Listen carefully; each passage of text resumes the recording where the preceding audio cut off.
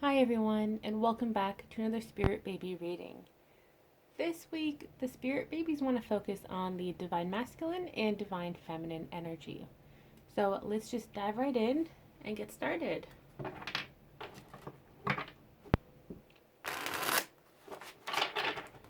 Alright, so let's start with the Divine Masculine energy. What do the Spirit Babies want you to know about your own Divine Masculine energy or your partner's energy? And just remember that we do have both divine masculine and feminine energy within us. It's that duality that we have. So, divine masculine energy. Oh, interesting, the Knight of Cups. So this card is all about emotions and expressing your emotions, also fulfilling your dreams, really chasing after what it is you truly desire. So this is an action card, or it's a call to action card. So you may soon feel guided to take action, or your partner may soon feel guided to take action. We also have the Tower. So there are big life changes happening right now in your life and in your situation, in your relationship. It's going to feel like the world is crumbling down around you, and that's okay. Because when the world crumbles, it allows you almost like a blank canvas to rebuild upon. So as ominous as this card may look, it's actually a really positive card. The growth that happens now with this Tower moment, it's going to be a little uncomfortable. But just remember that you are strong and you will get through this. You and your partner. Ooh, interesting, the Devil. So it looks like divine timing is on your side right now. Divine timing is preparing for this grand reveal. There is this gate that's about to open. Like it's kind of like what I'm seeing is at the horse track when they're doing the racing and all the horses are lined up, and then at a signal all the doors open. That's kind of what's going on right now with the divine masculine energy. So they may again be feeling this call to action, but they don't know when to do it, when to step up. But with the Devil card here, it feels like there's a lot that's going to happen in that divine masculine energy. So it's going to be a lot of manifesting, new manifestations that they're working on, as well as receiving manifestations. They may feel guided to take on a new opportunity. They may feel guided to reach out to you. A lot of communication is coming in as well. It's like a 180 almost of what the current energy is. So it's really interesting to see this.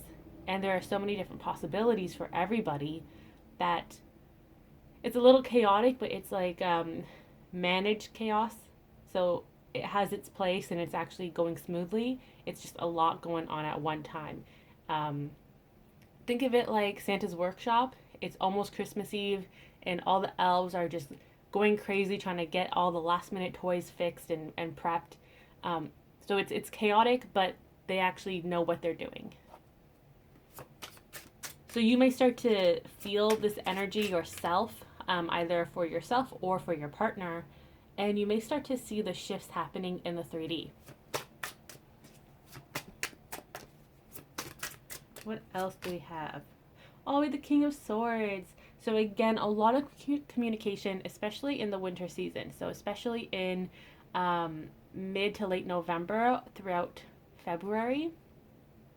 There's going to be a lot of clarity entering the divine masculine energy, a lot of communication from their spirit guides and the spirit babies, as well as from you. It really is a new chapter that is unfolding for you in this relationship. The King of Swords is also a lot of thinking and planning going on. So there's a sense of maturity here in the divine masculine energy. They're no longer acting immature. They're no longer acting without thinking of the consequences or thinking how their words affect others. They've really grown up and matured, or they're in the process of maturing. So this is really important. So now let's tap into the divine feminine energy. Oh, divine feminine energy is a lot going on. I love how the Queen of Swords starts off when we ended with the King of Swords. We also have the Seven of Swords together. So again, the winter season is very important for all energies, but specifically the divine feminine energy. There's a lot of communication, a lot of clarity. Um, some of you may be receiving more clarity from the spirit babies, whereas others will have more heart to heart talks with your babies, or you're just, chatting away, having casual conversations, building up that connection, strengthening your connection with your baby. That's really important right now.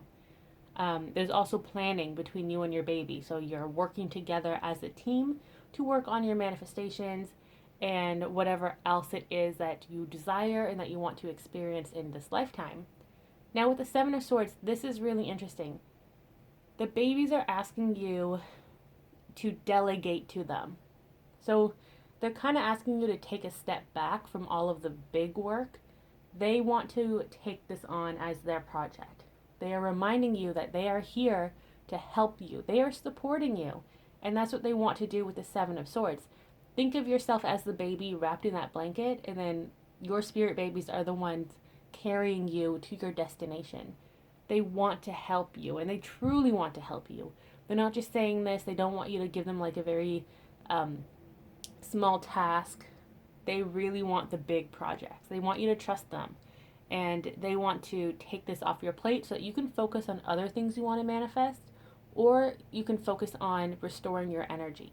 Because remember, you cannot pour from a cup that is empty. So it's time to fill your cup. Now, with the Seven of Swords, this is also a surprise card.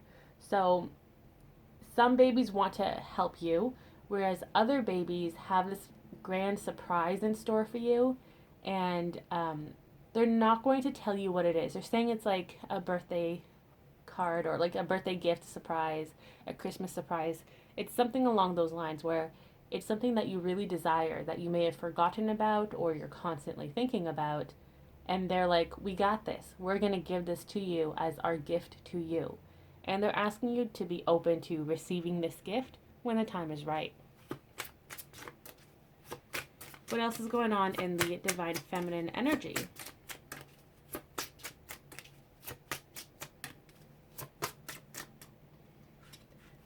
We have, the Magician. So yes, a lot of manifestations are coming true right now, and it's time for you to look at the new desires you want to manifest. And I feel like this was touched upon last week, but it's very important because, and I believe I said in the last episode or the last reading, that now is the perfect time in Scorpio season to really work on what it is you want to manifest for the upcoming year.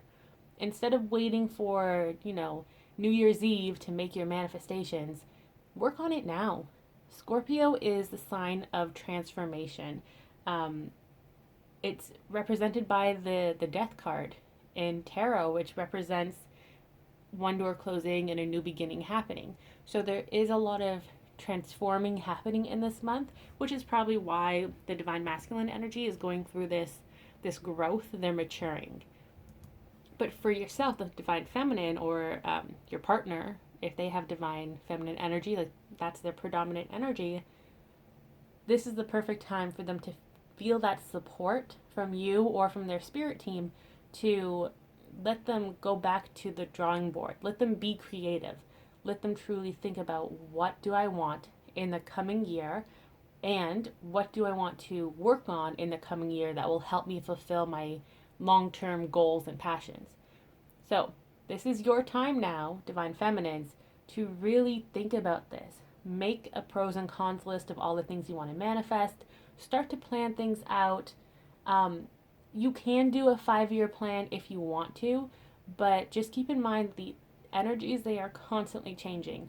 So try not to put too much faith and value into the 5-year plan. Allow it to be fluid when necessary. So if your goal is to, for example, get married and have kids within 5 years, just let it happen organically. Don't try to micromanage and microplan everything and say, okay, in 6 months we're going to get married, and then 8 months after that we're going to start conceiving. Like, Don't do that. Just put out what it is you desire, what you want to manifest, and let your spirit teams, the universe, and divine timing work together to bring it to you. Also, if you are starting that manifestation process, remember that you're powerful. You are a powerful manifester. You have all the tools needed to manifest your desires, and you are the author of your life. You are in control of your life. Don't limit yourself. Don't let other people's opinions affect you while you're manifesting your dreams. Live life to the fullest. Try and do things that you never thought you would have done before, but you really want to experience. Like, you're the only one who can say yes or no to things. And that's really important while manifesting. Don't shut things out without giving them a chance. Now, if there's something you really don't want to experience, okay, fantastic. Don't manifest it. But don't think in the negative of, well, I really don't want this. Because when you think about it in that sense, when you're attracting essentially what you no longer desire. So instead of saying, I don't want this, just let it pass by. Don't even think about it. Think about what you do want, okay? Because we want to manifest the do's, not the don'ts. That's very important. You always have to remember that. What else is going on for divine feminines? Four of Pentacles in reverse. So there will be no more secrets in your life, and this can be secrets from your romantic relationships, your family members, friends, coworkers, etc. This can also be secrets that you're keeping from yourself. So now is a really great time to reflect on your feelings. Do some meditation, talk to your angels, your spirit guides, your spirit babies, and really get down and deep into that uncomfortable place. We all have it, right? Where we keep our secrets, our deepest secrets away. We keep our emotions locked up. Now is not the time to do that. Again, Scorpio season, transformations. It's time to clean out that old energy and the hurtful energy that we carry within us and release it so that we can receive new energy, new opportunities. We can feel lighter and better about ourselves. So, yes, it's going to be uncomfortable, but this is what you're being called to do for a healthier you, both mentally, spiritually, even physically. When you release this baggage from your system, this trauma from your system, you will feel so much lighter and you'll have so much more energy and creativity and inspiration. And the babies want you to know that they're here for you and they are helping you along this process if you want their help. Like, they are here for you always. Now with the Four of Pentacles, you're also being called to come out into the spotlight. And I know some of us don't like the spotlight, but it's important to embrace your power and embrace your energy fully and really take up the space in this world. There's so much space to be taken up. And divine feminines in particular, we tend to hide ourselves away because we're constantly told that there's not enough room for us. And this can manifest in many different ways. For example, you want to start a business that 10 other people are doing, well, there's no space for you. Well, that's not true because you are a unique individual and your business is going to be different from all the other businesses, even though it may be in the same category. So in that sense, take up space. Make sure you're speaking up for yourself in all settings, in friendships, relationships, even at work. Don't let people walk all over you. Set your boundaries. You're not a doormat. Like, we're changing this, right? We're growing out of this. But the biggest message here is do not limit yourself. We are done with that. It's 2021, almost 2022. It's time we take back our power and be who we truly are. And if people tell you that you're intimidating and, all this other BS, don't listen to them because that's not true. You are not intimidating. You are passionate. You are creative. You are empowering, okay? You are so much in one person and people can't handle all of that. And you know what? That's not your problem. They are being intimidated and that is their problem. Why are they intimidated of you when you're not trying to intimidate them? You are being your true, authentic self. Do not let them tear you down and snuff out that light that's in you, okay? And this is also true for the divine masculines. Remember, we have both of the energies. However, when it comes to people who have more masculine energy or they feel more comfortable in the masculine energy, it's really hard for them to open up and to go through this growth. So some of them are going through this, yes, but this message feels like it's more for the people who are comfortable in their feminine energy. So again, don't let people dim your light, okay? Now let's get a closing message. We have the Wheel of Fortune. So again, lots of changes happening right now in the individual energies, but also in the combined energies. And the combined energies can be the energies within you as one person, the energies between you and your partner. There's just a lot of things happening, a lot of movement, and a lot of progress. And that's really important because we don't tend to see the progress or we don't tend to feel it. And that's okay. Sometimes we're not meant to see it or feel it. Just know that it is happening. It's taking the baby steps forward. It is moving forward. It's just happening at different paces and different timelines for you and your person. That's okay, because remember, we are all unique people. We all have our own methods of doing things, our own timelines. What else do they have to say? You know what's interesting too? I just want to point out that the divine masculine energy has 2 major arcanas and the divine feminines have 1. And this is actually a really positive major arcana. It's the second card in the deck, the first one being the Fool, brand new beginnings. So just seeing this, you can tell, visually you can tell that the divine masculine energy has a lot going on in their life. 2 big life changes cards, a lot of change, and it's kind of numerically in order with the 15 and 16. So it's going to happen pretty fast for them. They're not going to expect this change, but at the same time, this change has been preparing for this moment for a while. So it's not really going to catch them off guard. Throughout the whole year, the universe and their spirit guides have been working towards this cocoon moment. Think of them as the butterfly emerging from the cocoon. That's kind of what's happening right now. And they are very in their emotions, in their happiness. They're really questioning this right now. And they're also questioning their intelligence, and not in like an academic way, but their intelligence as in no longer being naive about what happens in the world and what they want and their feelings. They're no longer being naive about all of these things. So that is the growth here. That is the change happening here. And then for the divine feminines, we have the thinking with the swords, maybe overthinking. So trying to take a step back from that, going into more of a relaxing mode, a receiving mode. A lot of creativity, a lot of new beginnings with the magician. And then with the 4 of Pentacles, that's kind of removing societal beliefs and societal teachings that as the divine feminine, you have to, fit into certain categories. You can't speak up for yourself. You can't be fully creative. All that negative stuff that women in particular have been feeling for so many generations, for centuries, really.